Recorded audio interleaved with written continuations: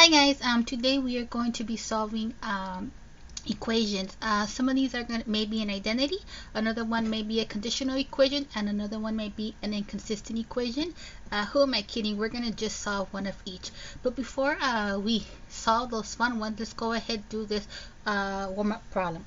So we are asked to solve this one-step equation. So we have x plus 1 equals 9. I know you know the drill. When we are asked to solve an equation, our goal is to isolate that desired variable. So in this case, we want to isolate that x. To undo the addition by 1, let's go ahead and do the opposite or inverse operation, which is subtraction. And when we do, we have x equals 8. Variable is isolated, so we're good. When we keep looking at the directions read that we may express our answer in set notation if desired. So it says if desired, so do it if you want, but I'm going to do it for fake extra credit. When we write our answer in set notation, we have to use the braces. This is really hard for me. Okay, I can do the open one, but the closed one is a little bit difficult for me. And then inside the braces, we want to put what is in that set. Okay, so in this case, we have that x equals 8, so 8 is in the solution set. So bear with me. Yeah, so we're just going to pretend that looks pretty, okay? So you can write your answer however you like. Now the question is, I know you're all pumped because whatever we do in class, that's code for, it could be on the midterm, but you're too hardcore for this level of difficulty, so this is just a warm-up, so no. Okay, so let's go ahead and look at fun problem number 2. We have 3 problems. One of these we will probably do twice just for fun, and that'll be the end of this unit. So let's do this. So the directions read solve, express all answers in exact form, and do not round. Okay, so now the question is problem A. So it's bad we're with decimals. The question is, do we have to wipe out the decimals? You don't have to. If you have a calculator, then you can just punch it in or freehand it. This is the problem that we're going to do twice. The first time around, we're going to wipe out the decimals, and the second time around, we'll keep it and we'll use the calculator as we go along. So when we want to clear the decimals, we have to multiply both sides by a power of 10. So in English, like multiply it by 10, 100, 1,000, and so forth. So to make that call, you need to ask yourself, what's the most number of decimal places you need to clear?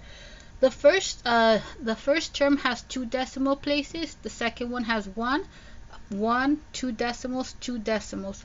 So ultimately we want to undo 2 decimals, or we want to undo the hundredths place. To undo the hundredths place, you're going to go ahead and multiply both sides by 100. So again, it's not vital that we wipe out the decimals, but I want to show you, both solutions. The first time around, wiping out the decimals, and the second time around, you keep it. So on a quiz, midterm, handle it however you want. Let's go ahead. Too lazy to rewrite the equation, so I'm going to squeeze in a times 100. I know I'm supposed to model good behavior. That's out the door. Alright, so let's go ahead and do this. When we multiply the left side by 100, that will give us, if I know how to count, 5x.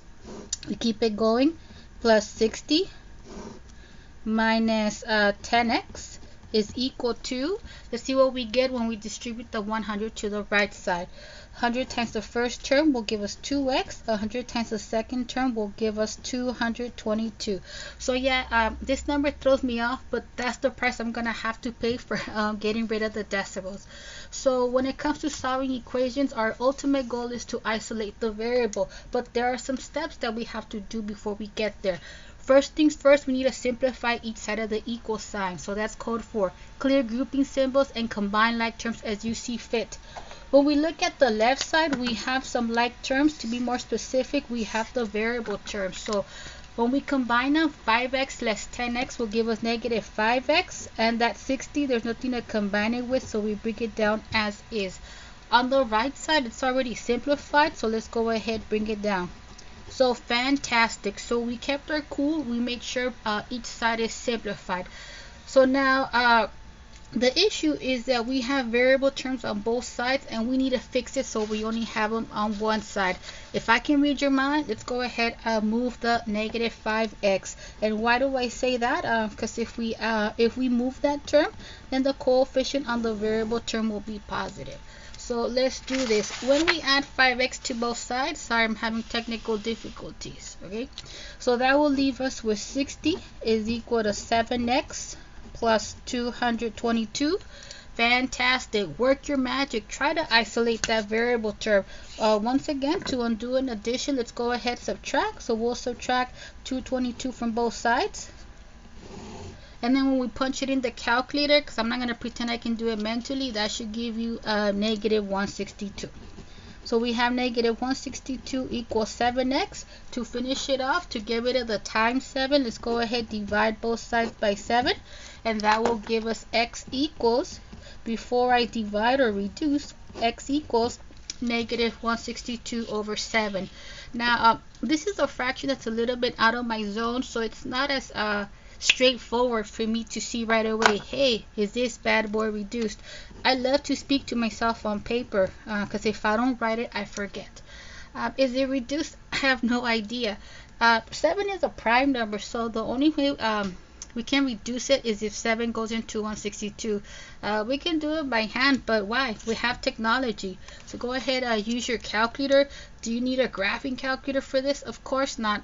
You just need a regular regular scientific calculator. I like to use the graphing calculator for my videos because of the screen it displays nicely. So let's see if 7 goes into 162. So we're just going to put 162 over 7. And that does not give us an integer. So no. Okay. So is it reduced? Yes, it is. So sometimes students tell me, well, Ms. Torres, it's not really reduced because you could write it as a mixed number. Well, it is reduced. It's reduced because the numerator and denominator don't have any factors in common other than 1. It is an improper fraction. Can you write it as a mixed number? You sure can, but the directions don't specify that you have to write your answer as a mixed number. So I'm going to leave it like this. As long as I'm reduced, we're good. The next question that I get is, does the variable have to be on the left side? It doesn't have to. When you're solving equations, you just want to make sure that the desired variable is isolated. It is, but if you're not going to be able to sleep tonight, you may rewrite as, again, I told you I love speaking to myself on paper. That's kind of weird because I've never had a diary. Okay, cool.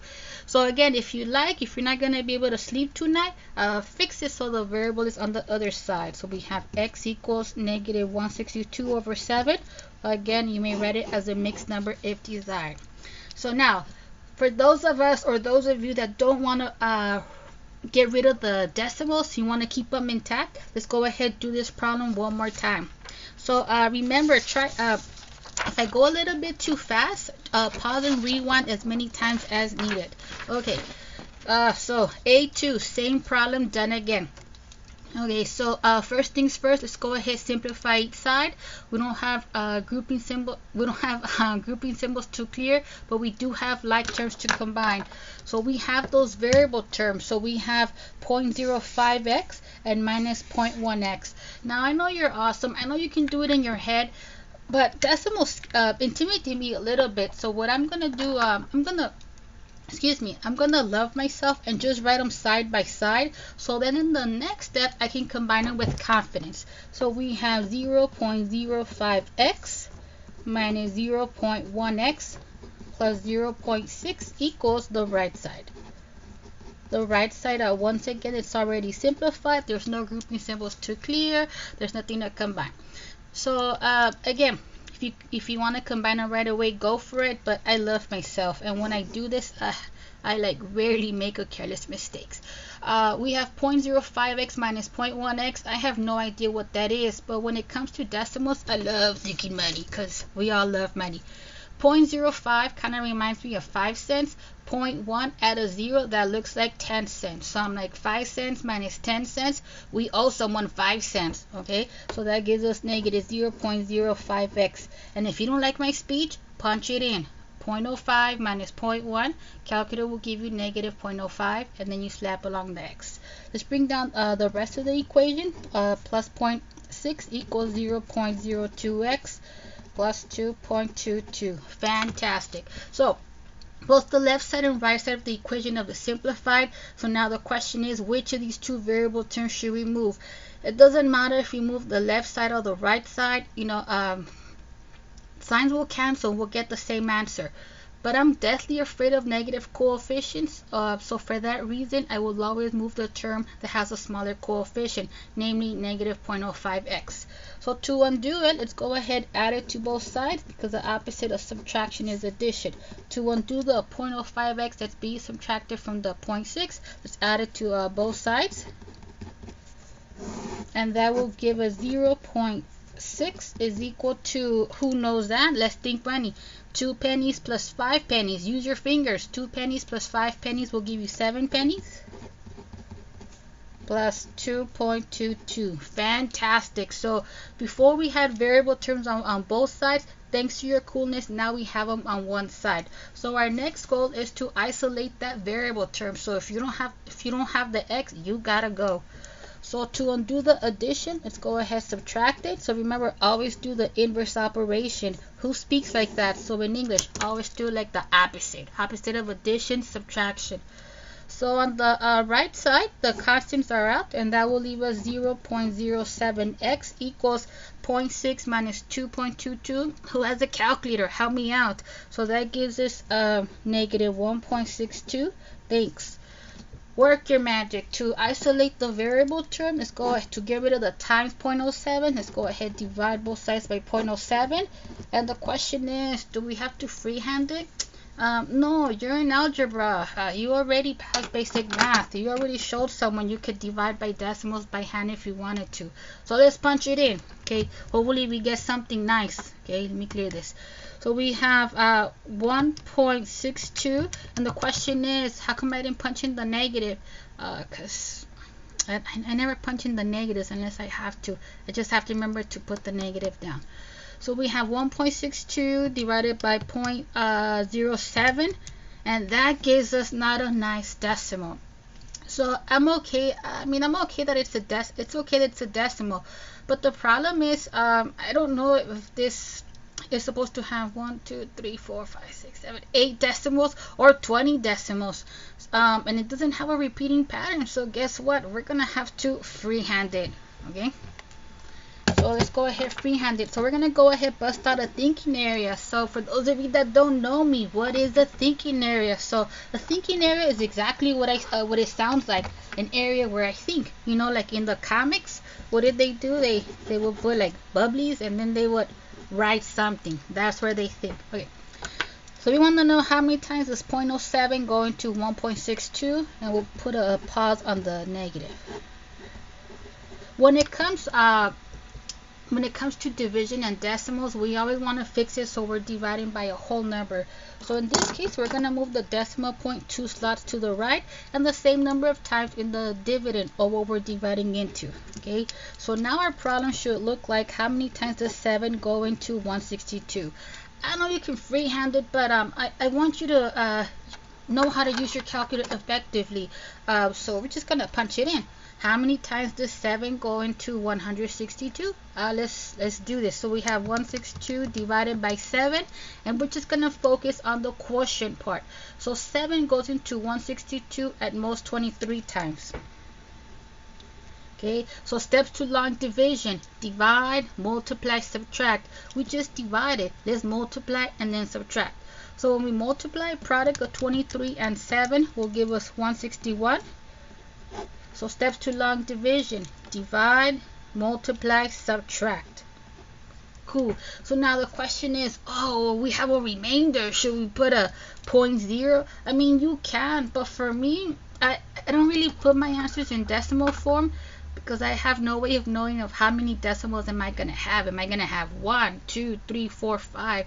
So if I have a remainder, I just write the remainder as a fraction. Okay, so it's 23. I guess we could put like R1, when we were like in kinder, but for us as a mixed number, the quotient is 23, the remainder is 1. We divide it by 7, so it will be 23 and 1/7. Okay, so that will give us x equals negative 23 and 1/7. We already did this problem, okay? What was the answer? I can't find my paper, okay? So the answer was x equals -162/7. So pretty much if we wrote this bad boy as a mixed number, that would be the answer. Okay guys, so we're gonna do a total of 3 problems. That was the first problem. Let's go ahead and do the next problem. Okay, problem B. Who has the notes? Okay, let me look for them. So problem B, we have x minus 1/2 less 3x minus 4/6 is equal to 1/3. Okay, so a note-taking tip that I forgot to say was what I recommend for students is that when you take notes or you do your homework, I recommend that you write the problems in ink and then you write your answer, the solution with pencil. Why? Because the pencil gives you a liberty to make a mistake, and then also because we'll have 2 different colors, one ink, whether black, blue, or whatever, and then the different color with pencil. You don't have that monochrome effect like monotone voice, you know, so you get a little visual appeal. Okay, that's the end of my PSA. Okay, problem B. Okay, we got 3 problems. Let's knock out this second problem. So we have an equation involving fractions. Yuck. Okay, who likes those? So I personally don't like to work with decimals and fractions. They're cousins, so we're gonna get rid of fractions as well. To get rid of a fraction, we're going to multiply both sides by the least common denominator. So when we look at the denominators of 2, 6, 3, least common denominator is 6. Let's go ahead and handle this. We're going to go ahead and wipe out the fractions by multiplying both sides by the common denominator just found. Now, I know that you in mental math are awesome, but me and mental math don't get along that great. So I'm going to show as much work as I can. So we have 6 times the first thing that we see. You can cross cancel in your head if you want, or you can just start giving me the simplified product. Minus 6 times the next expression that we see equals, there's no distribution on the right. Distribution means you multiply over addition or subtraction, so we can just simplify the product. Product of 1/3 and 6 is 2. And why? Because 3 goes into 6 2 times, and 2 times 1 is 2. Fantastic. So let's go ahead, clean up the left side, and then take it from there. 2 goes into 6 exactly 3 times, and then that will leave us with 3 times x minus 1 minus 6 goes into itself. Sorry, I'm having technical difficulties. 6 goes into itself exactly 1 time, so that will leave us with 1 times 3x minus 4 is equal to 2. So I don't know about you, but I like this one much better than the original problem. So let's go ahead, clear those grouping symbols. We'll distribute the 3. That will give us 3x minus 3. We'll distribute the -1. That will give us -3x plus 4 equals 2. So let me go ahead and copy someone. So we have begun to simplify the equation. So now let's go ahead and combine those like terms. So when we combine the like terms, we have 3x minus 3x, and I'm having a moment because I know that 3 minus 3 is 0. But then I'm like, oh my goodness, 3x minus 3x, they cancel out. Okay, you need to trust yourself. If they cancel out, then that's it. They cancel out. A popular mistake is that students will write 3x minus 3x is x. And I'm like, no, my friend, I have 3 x's. You take away all my x's, I don't have any x's left, so we don't highlight it. Am I having a moment because the variable is out? Yeah, but this is algebra, so funny things happen. So let's just continue with the flow. So when we combine the remaining like terms, that will give us -3 plus 4. I believe that's 1. And that equals 2. So now, remember at the beginning of the video, we had talked about we were going to be solving some cool equations. Some of these are going to be identities. Some of them are going to be conditional. Some of these are going to be inconsistent. But now, what do? At a first glance, my first moment of shock is when the variables cancel out. Then at this point, I'm like, should I subtract 1 from both sides? Should I subtract 2 from both sides? Well, you shouldn't do either one. Why or why not? Thing is, we were solving for x, not for 1, not for 2. So when you're solving an equation and the variable term canceled out, I need you to take a pause, okay? I need you to ask yourself, is this a true or false statement? Do you have to write this on a test? No, you do not. You just have to write your answer. But I love speaking to myself. So let's go over the segment that I totally forgot to talk about. Okay, so we're talking about identities, conditional, inconsistent equation.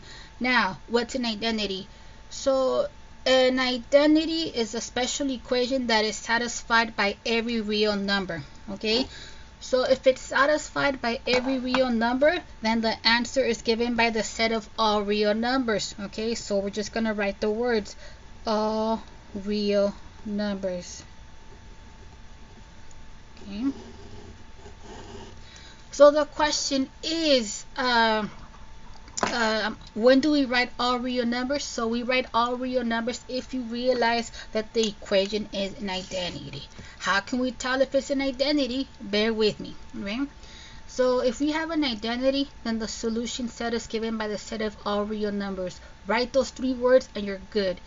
If you want to write your answer in set notation, you can write the, I'm gonna say this slowly, you can write the double bar R. I could roll my R's, but I can't say this symbol, okay? So it's pretty much like an uppercase R with an extra bar, okay? So which one do I want to see? You know what I want to see? Whatever you want. Write it in set notation or write the words. I personally write the words because the words are comforting to me. Okay, so identities, what are they? Special equations whose solution set is given by the set of all real numbers. What's in a conditional equation? What is that? A conditional equation is an equation that has at least one solution, but not an infinite number solution. So the first problem that we knocked out, this bad boy had at least one solution, not an infinite, at least one solution. So if I had to label it, this will be a conditional equation. Okay. A third type of equation, inconsistent equation. What's an inconsistent equation? So an inconsistent equation is an equation that has no solution, which sounds weird, but yeah, okay? So if the equation has no solution, there's no way you can have like x equals 1, x equals 2, x equals 3. If the equation has no solution, then as the answer, you're just gonna write no solution, okay? I put it in uppercase letters for dramatic effect because I'm all about the drama, but you can write it in lowercase. If you choose, you can also write it in set notation. You can write the empty set or you can write the null set. It's up null set, N-U-L-L. Okay, so pretend that looks like a closed brace. So whatever works for you, that's it. Now, the question is, how can I tell if my equation is an identity or if it's inconsistent? Well, when you're solving an equation and the variables cancel out, I need you to ask yourself, do I have a true or false statement? Okay, so let me go ahead and write this out. As you're solving an equation and the variable terms cancel out, I need you to ask yourself, do I have a true or false statement? If the variables are out and you end up with the true statement, then guess what? The equation is an identity. And if the equation is an identity, then the solution set is given by the set of all real numbers.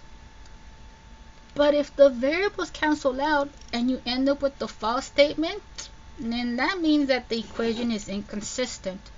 And if the equation is inconsistent, then that means that the equation does not have a solution. So we say no solution. Okay, that's a lot of me. Okay, so let's come back to our problem. Okay, so again, we're solving this, variables are out, we have 1 equals 2, we're gonna pause it. So I'm like, okay, variables are out, do I have a true or false statement? Does 1 equal 2? No, 1 only equals 1. So again, I'm speaking to myself. So I'm like, okay, variables canceled out, we got a false statement, that means that the equation has no solution. Now the question is, oh, Miss Torres, you forgot to write that the equation is inconsistent. You could write it if you want, if you're an overachiever, but the directions just says solve it. It doesn't say identify the type of equation. Okay, so let's go ahead and do our third and final problem. Sorry, it wasn't prepared. Okay. Problem C. So remember, pause and rewind. Excuse me. Problem C. Pause and rewind as many times as needed. And if you have any questions, email me. Okay, send me an email or put it on the discussion board. Put on the discussion board. Of course, I'm gonna answer. Hopefully, one of your classmates will answer faster. Okay. So problem C, we have 4 open bracket 6 minus open parenthesis 1 plus 2x close parenthesis close bracket plus 10x equals 2 open parenthesis 10 minus 3x close parenthesis plus 8x. Is this problem gonna be on the test? Maybe. Okay, so I'm gonna give you a big tip. If you just pretend that every problem we knock out is gonna be on the test, you're gonna be good. Nothing is gonna scare you. Promise. Alright, pretty scary. We gotta deal with it. So on the left side we have 2 sets of grouping symbols. So the first one that catches my eye is the bracket. When we have the grouping symbols, we take care of the inside. But inside we have another grouping symbol, so we gotta look at the innermost set. So we look at the parenthesis grouping symbol. 1 and 2x are not like terms, so we cannot combine them. Let's get rid of those parentheses. Let's go ahead and add the opposite, or bad math, distribute the negative. Okay, so we have 4 open bracket 6, and then we're gonna go ahead and add the opposite. Why do I say it like that? 'Cause that's how I'm supposed to say it, you know. So like subtraction, back from pre-algebra, subtraction is the same as addition of the opposite. Okay, so in English, just distribute the negative. Okay, opposite of 1 is -1. Opposite of adding 2 is subtracting 2. Opposite of adding 2x is subtracting 2x. So whether you say we added the opposite or distribute the negative, we're gonna write the same thing. Okay, let's go ahead, close that bracket. Plus 10x is equal to, let's distribute that 2. It's gonna give us 20 minus 6x, and we bring down the rest of the problem. Okay, on the left side, some of you may be really excited to distribute the 4, but I recommend that you continue to maintain that habit of finish off the grouping symbol before you distribute. Okay, so we have 4 open bracket. We only have one variable term, so we bring it down. But when we combine the constant terms, 6 less 1 will give us 5. Let's go ahead, close that bracket. Plus 10x is equal to, on the right side, when we combine those variable terms, negative 6x plus 8x, I believe is 2x. And we bring down the rest of the problem. Fantastic, we're getting there, and also to the end of this video. So on the left side, let's go ahead and distribute that 4, so that will give us negative 8x plus 20. Bring down the rest of the problem. Equals 2x plus 20. Okay, fantastic. Let's keep moving forward. So on the left side, we still have like terms to combine. Let's go ahead and combine them. The question is, why do I circle these? Because I like to. I'm a visual person, so I always like to make some annotations. Sometimes I do lines, sometimes I do squigglies, sometimes I circle. Okay, when we combine the variable terms, negative 8x plus 10x will give you 2x. We bring down the constant, plus 20 is equal to 2x plus 20. Now, this is where me and your book fight. Okay, we don't fight, that's just how I speak. Okay, so this is where me and your book fight. Your book says, okay, look at this equation, spit the answer right now. And to me, that's kind of like a question that's a little bit uncalled for right now, because for me, my natural train of thought is isolate the x. Okay, variable term is not isolated, so I don't know why I'm being asked that question. Okay, so which x should you move? They're the same, so whether you say we're gonna move the one on the left or the right, we're both gonna put minus 2x on both sides. Okay, so which one did I move? I moved the one that you moved. Fantastic. So when you subtract 2x from both sides, that will give us 20 is equal to 20. And I'm having a moment, but I learned my lesson. You know, in math, sometimes we get funny equations, meaning sometimes the variables cancel out. So can you subtract 20 from both sides? I mean, you can, but it's not necessary. We were solving for x. We're not solving for 20. Okay, so we're gonna pause it right there. So same speech.